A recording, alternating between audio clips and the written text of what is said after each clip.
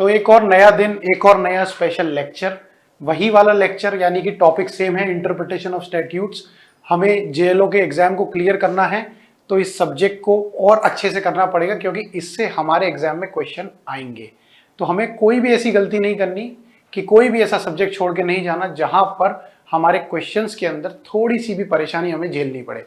तो हम हर वो चीज आपको इस चैनल पे कवर कराने वाले हैं जो बिल्कुल आपको जेएलओ के नजदीक लेके जाएगी। अगर आपने अभी भी सब्सक्राइब नहीं किया है चैनल को, तो प्लीज प्लीज सब्सक्राइब कर लीजिए। तो कल जो लेक्चर हम लोगों ने लिया था, वहां पर इंटरप्रिटेशन ऑफ स्टैट्यूट्स के मैंने 9 इंटरप्रिटेशन बताए थे, किस तरीके से जो शब्द हैं, जो लैटिन मैक्सिम है, उनका इंटरप्रिटेशन करा जाएगा और आसानी से समझा जाएगा, याद किया जाएगा। हमारी कॉपीज होंगी, हमारे नोट्स होंगे, हम वहां पर लिख सकते हैं और बार बार उन्हें पढ़िए, ताकि अगर कल को कोई भी क्वेश्चन इन स्लाइड्स के अंदर से, इस कंटेंट के अंदर से अगर आपका निकल जाता है, तो आपको सच में खुशी होगी कि मैंने एटलीस्ट वो वीडियो देख ली थी, इसीलिए मेरे 2 क्वेश्चन निकल गए, मेरे 3 क्वेश्चन निकल गए। और 1-2 क्वेश्चन के अंदर आप लोग काफी आगे आ जाएंगे, बहुत गैप आ जाएगा जिसका सिलेक्शन नहीं हुआ और जिसका सिलेक्शन हुआ है। ठीक है, तो हम आगे बढ़ते हैं। आज हम करेंगे 10th लीगल मैक्सिम। ठीक है, 10वां। कल हमने 9 करे थे, आज हम 10th से चालू कर रहे हैं, इसीलिए यहां पर मैंने लिखा है 10वां। ठीक है, तो अब देखिए, एक्सप्रेसियो यूनियस एस्ट एक्सक्लूसिव अल्टूरियस। तो यहां पर इसका मीनिंग क्या है? इसका मीनिंग है कि the express mention of one thing excludes all the other. अब मीनिंग समझ नहीं आ रहा कि क्या है, मैं समझाता हूं आसान भाषा के अंदर। जैसे लिमिटेशन एक्ट आप लोगों ने पढ़ा होगा, तो 2L करके जो सेक्शन है डेफिनेशन का, वहां पर बताया कि सूट, जो सूट होता है वो वाद होता है, उसके अंदर एप्लीकेशन और अपील इंक्लूड नहीं है। यही शब्द लिखा है डज नॉट इंक्लूड्स, पर इसका मतलब ये नहीं है कि सूट भी इंक्लूड नहीं है अपने डेफिनेशन के अंदर। तो जहां पर भी ऐसे शब्द यूज होते हैं, इंक्लूड्स, सच एज, उसका मतलब होता है ये लीगल मैक्सिम।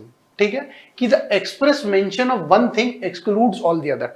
अगर कोई चीज एक्सप्रेसली बता रखी है कि यही चीज है, तो फिर अब आप ये लेके मत चलिए कि और इसके अंदर क्या क्या चीजें हो सकती हैं। अगर एक्सप्रेसली बता रखा है कि मेरा घर माउंट आबू में है, तो उसका मतलब यही होगा कि मेरा घर माउंट आबू में। अब ये हम इसके अंदर प्रिजम्पशन नहीं लगा सकते कि क्या पता गुजरात में तो नहीं है, क्या पता छत्तीसगढ़ में तो नहीं है। माउंट आबू राजस्थान का पार्ट है, तो इसका मतलब यही है कि एक्सप्रेसली मैं कह रहा हूं कि अगर मैं माउंट आबू के अंदर रहता हूं, तो वहां पर यही मीनिंग निकलेगा कि मैं माउंट आबू में रहता हूं। तो express mention of one thing excludes all others.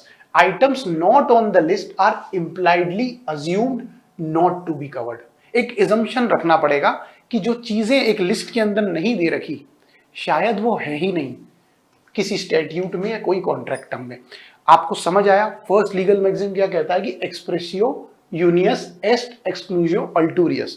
तो इसका मतलब यही है कि express mention of one thing excludes all the others. अब आइए दूसरे वाले लीगल मैक्सिम, यानी कि हमारे इंटरप्रिटेशन ऑफ स्टैट्यूट्स के शायद एक और नंबर हमें कहीं इस क्वेश्चन से मिल जाए तो बहुत अच्छा होगा अगर ये क्वेश्चन आ जाता है। तो जनरली या स्पेशली बस नॉन डेरोगेंट, काफी टफ लैटिन टर्म है, हम नहीं समझ पा रहे, हम इसका मीनिंग याद करेंगे। और कई बार क्या होता है कि इन शब्दों से हमें हमारे इंग्लिश के शब्द मिल जाते हैं, जिससे हमें पता चल जाता है कि शायद ये वही वाले ऑप्शन में हमें मार्क करना है। तो इसका मतलब है it means that the general laws do not prevail over social laws. अब जनरल लॉज और सोशल लॉज, स्पेशल लॉज हम लोगों ने सुना है। जनरल लॉज कौन से हैं? आईपीसी, सीआरपीसी, एविडेंस एक्ट, जो जनरली हमारी सोसाइटी के ऊपर अप्लाई होते हैं। पर अगर कोई स्पेशल लॉ है, तो क्या जनरल लॉ कभी अप्लाई होगा? नहीं होगा, क्योंकि हम लोगों ने लॉ स्कूल में पढ़ा है, हमने हमारी तैयारी के अंदर ये जाना है कि स्पेशल लॉ के पास में ज्यादा पावर्स होती हैं, क्योंकि वहां एक्सप्रेसली मेंशन करा जाता है कि इस एक्ट के आने के बाद अब ये सेक्शन इस एक्ट का अप्लाई नहीं होगा। जैसे कि प्रोहिबिशन ऑफ ऑफेंडर्स एक्ट, हमारे आरजीएस के अंदर आते हैं, 19 सेक्शन है, वहां पर ये बताया गया है कि अगर प्रोहिबिशन ऑफ ऑफेंडर्स एक्ट को स्टेट गवर्नमेंट अप्लाई करवाती है अपनी स्टेट के ऊपर या किसी भी पार्ट में एक स्टेट के, तो वहां पर फिर 360 सीआरपीसी अप्लाई नहीं होगा। ऐसा क्यों होता है? क्योंकि जो है ये कॉन्करेंट लिस्ट के अंदर आता है प्रोहिबिशन ऑफ ऑफेंडर्स एक्ट, तो स्टेट गवर्नमेंट के पास पूरी पावर्स है कि उस स्पेशल लॉ को अप्लाई कराए या ना कराए। तो अगर कोई स्टेट अगर अपने स्टेट के अंदर ये लॉ अप्लाई कराती है ऑफेंडर्स एक्ट का, तो वहां पर फिर हमें सीआरपीसी की कोई जरूरत नहीं है, सीआरपीसी की जरूरत नहीं है, 360 सीआरपीसी की जरूरत नहीं है, सेक्शन 360 की। तो ये बात याद रखिए कि अगर जनरल लॉज हैं तो इसका मतलब ये नहीं है कि स्पेशल लॉज नहीं आएंगे। तो the general laws do not prevail over special laws और general does not detract from specifics. देखिए जनरलिया मतलब होता है जनरलिया, जनरल लॉज, स्पेशलिया बस मतलब स्पेशल लॉज। तो इससे आप लोग याद कर सकते हैं कि जनरल और स्पेशल लॉ की बात हो रही। ओके, नॉन डेरोगेंट, नॉन डेरोगेंट का मतलब not detract, do not prevail. तो जनरल लॉज कभी भी प्रिवेल नहीं करेंगे स्पेशल लॉ के ऊपर। समझे आप दूसरा लीगल मैक्सिम। अब आइए तीसरे लीगल मैक्सिम के अंदर जो कहता है इन पेरी डेलिक्टो पोटियर एस्ट कंडीशियो पोसिडेंटिस। सर ये तो बहुत मुश्किल लैटिन टर्म है, हमें याद नहीं होगा, याद नहीं करना है हमें इसको, क्वेश्चन को याद नहीं करना है, हमें आंसर याद करना है। हमें ये ट्रिक सीखनी है कि इसके अंदर से आंसर कैसे निकलेगा। तो इसके अंदर से आंसर निकालने के लिए हमें कई बार ऐसे शब्द मिल जाते हैं जो हमारी इंग्लिश से रिलेट हो रहे होते हैं और कई बार ऐसे चांसेस होते हैं कि शायद वो रिलेट ना हो। तो क्या करना है कि in equal fault better is the condition of the possessor. Sir इससे कुछ समझ नहीं आ रहा। अब क्या होता है, इतने बड़े लैटिन टर्म को एक आसान भाषा में समझाता हूं कि अगर दो लोग हैं, दो लोगों ने आपस में एक दूसरे से मारपीट कर ली, तो इसका मतलब ये है कि दोनों का ही फॉल्ट है क्योंकि दोनों ने ही आपस में मारपीट करी है।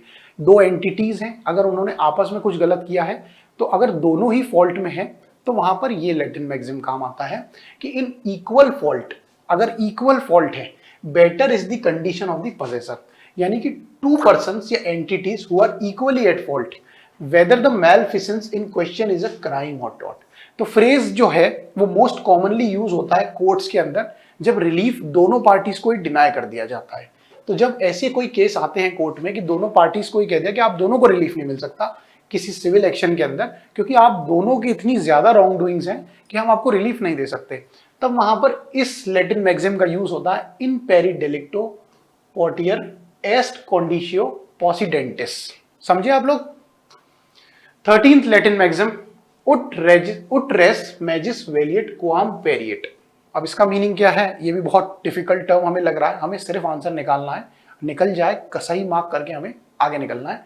ठीक है, बाद में हम याद करते रहेंगे। अगर किसी को याद नहीं हो रहा और किसी को याद हो रहा है बहुत अच्छी बात है, नहीं हो रहा है तो आप इनके शब्दों के मीनिंग ऐसे लिख लीजिए अपनी कॉपी के अंदर कि इसका मीनिंग ये, इसका मीनिंग ये, इससे मुझे याद आ जाएगा एग्जाम में कि ये क्या बोल रहा है। तो it is better for a thing to have effect than to be made void.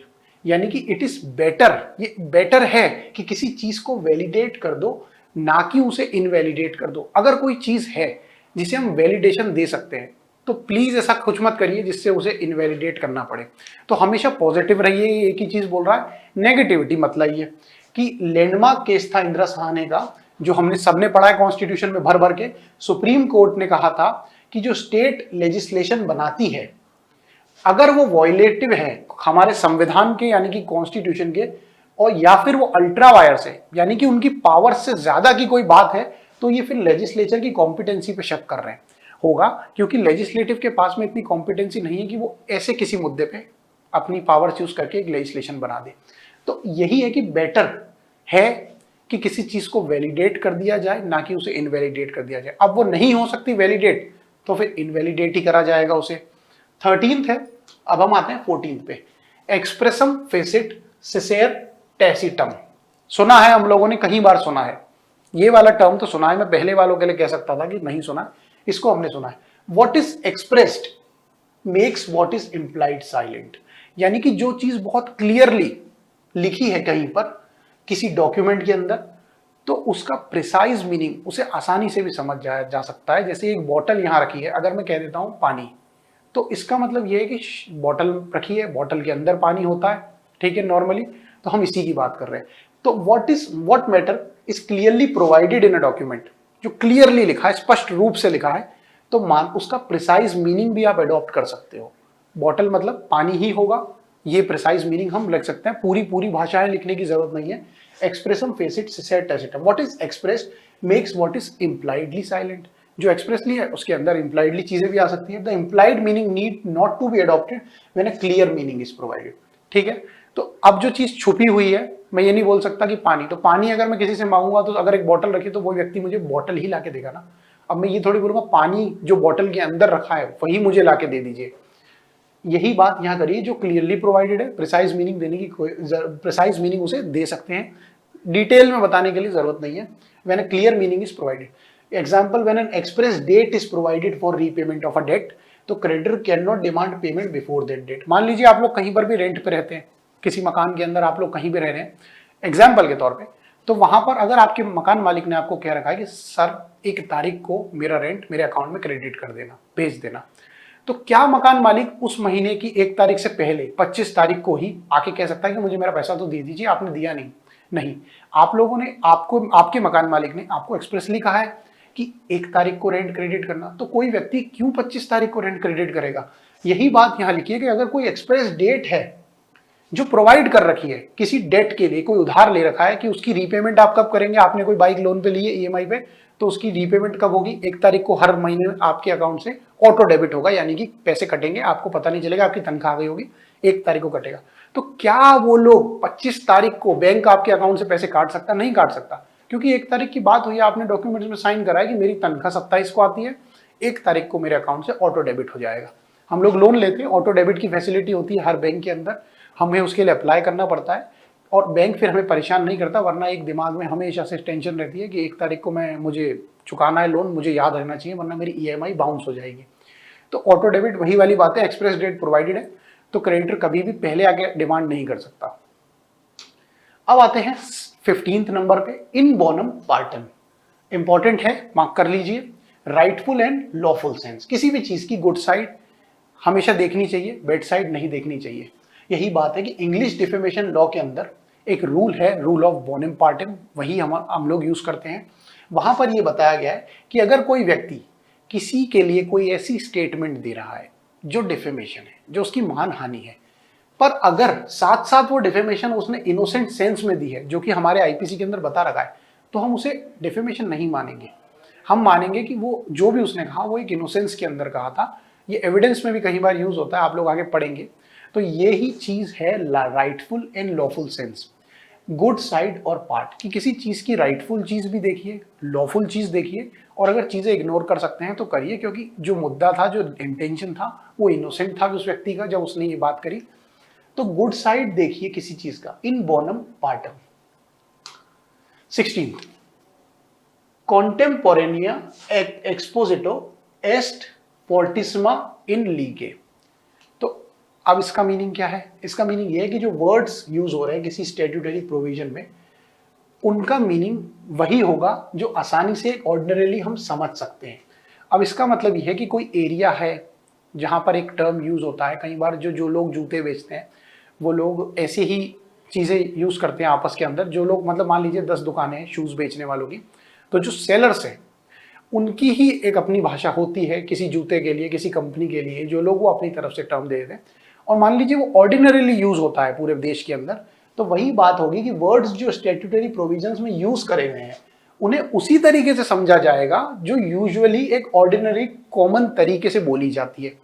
इसका यही मीनिंग है, कंटेम्पोरेनिया एक्सपोजिटो एस्ट फोर्टिस्मा इन लीजे, ठीक है, इन लीग। लास्ट, रेडेंडो सिंगुला सिंगुलस, ये आज की लैटिन मैक्सिम यानी कि स्पेशल लेक्चर के लिए जीएलओ का आखिरी लैटिन मैक्सिम है।